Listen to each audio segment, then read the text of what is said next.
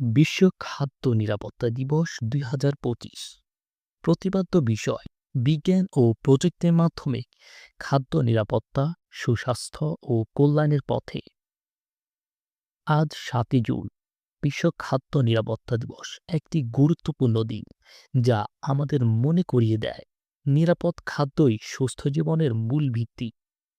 এই বছরের প্রতিপাদ্য আমাদের দৃষ্টি আকর্ষণ করছে বিজ্ঞান ও প্রযুক্তির শক্তির দিকে, যেগুলো খাদ্য নিরাপত্তা নিশ্চিত করতে অভাবনীয় ভূমিকা রাখছে।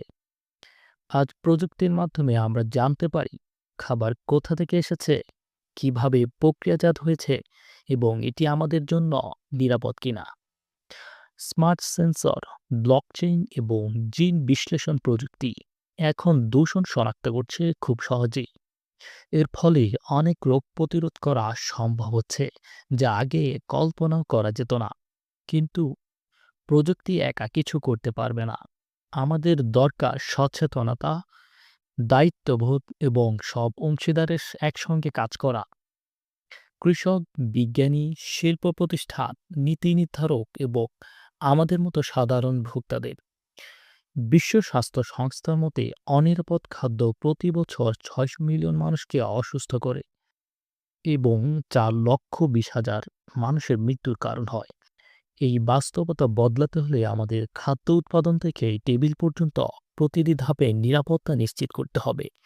নিরাপদ খাদ্য শুধু একটি স্বাস্থ্যগত বিষয় নয়, এটি আমাদের অধিকার। এটি ভোক্তার আস্থা তৈরি করে, ব্যবসা সুরক্ষিত করে এবং ভবিষ্যৎ প্রজন্মের জন্য এটি একটি শক্তিশালী ভিত্তি গড়ে তোলে।